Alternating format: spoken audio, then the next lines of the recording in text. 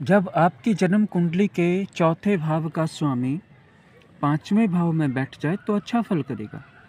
पांचवें भाव का स्वामी चौथे भाव में बैठ जाए तो अच्छा फल करेगा। लेकिन अगर चौथे भाव का स्वामी इस सप्तम भाव में बैठ जाए तो उतना अच्छा फल नहीं करेगा, क्योंकि एक केंद्र का स्वामी होकर दूसरे केंद्र में गया है। अगर चौथे भाव का स्वामी लग्न में बैठ जाए तो उतना अच्छा फल नहीं करेगा, लेकिन फिर भी इससे अच्छा फल करेगा, क्योंकि आखिरकार लग्न भाव जो है केंद्र के रिलेशन में त्रिकोण बन जाता है, और अगर त्रिकोण का स्वामी लग्न में बैठा है तो फिर लग्न केंद्र बन जाता है। अगर चौथे भाव का स्वामी दसम भाव में बैठा हुआ है तो उतना अच्छा फल नहीं करेगा, लेकिन अगर चौथे भाव का स्वामी नवम भाव में बैठा है तो बहुत अच्छा फल करेगा।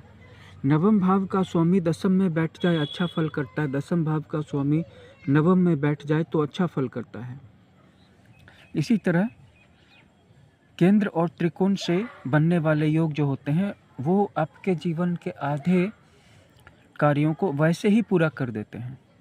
रह गई बात बाकी जितनी सारी चीज़ें हैं वो बहुत कुछ हमारे अकारक ग्रहों के द्वारा बनने वाले योगों या दशाओं पर भी निर्भर करती हैं। अकारक ग्रह भी कभी कभी राजयोग बना सकते हैं। ऐसे ही जहाँ तक मेरा अपना अनुभव है कि हम में से 80% लोगों की जो जन्म कुंडलियाँ हैं वो मिश्रित हैं, मतलब उनमें एक तरफा योग नहीं बन रहे हैं, उनमें मिश्रित फल मिलने की संभावना ज़्यादा है, जिसके कारण कि एक आम व्यक्ति को कभी भी शांति नहीं है।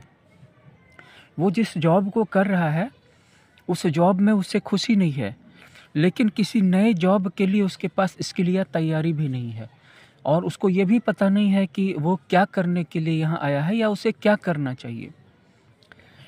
यही होता है मिश्रित अवस्था में, जब शुभ अशुभ ग्रह मिल जाएं, कारक अकारक ग्रह मिल जाएं। एकदम से ऐसे योग तो बनते नहीं हैं कि चौथे का स्वामी पंचम में बैठ जाए, पंचम का स्वामी चौथे में बैठ जाए, या नवम का स्वामी दसम में बैठ जाए, या नवम का स्वामी चतुर्थ में बैठ जाए, या पंचम का स्वामी दसम में बैठ जाए। ऐसा तो इसीलिए क्योंकि इसमें शुभ अशुभ दोनों भावों के ग्रहों का स्थान परिवर्तन होता है, इस वजह से भी जीवन में मिश्रित फल मिलते हैं और लोगों के अंदर कन्फ्यूजन और दृढ़ निश्चय की कमी आती है। लेकिन हाँ, जो लोग मेडिटेशन करते हैं वो लोग कन्फ्यूजन को ओवरकम कर जाते हैं और जीवन की बड़ी से बड़ी उतार चढ़ाव वाली परिस्थितियों में भी वो बैलेंस बना करके रखते हैं। इसलिए मैं कहूँगा ध्यान जरूर किया कीजिए।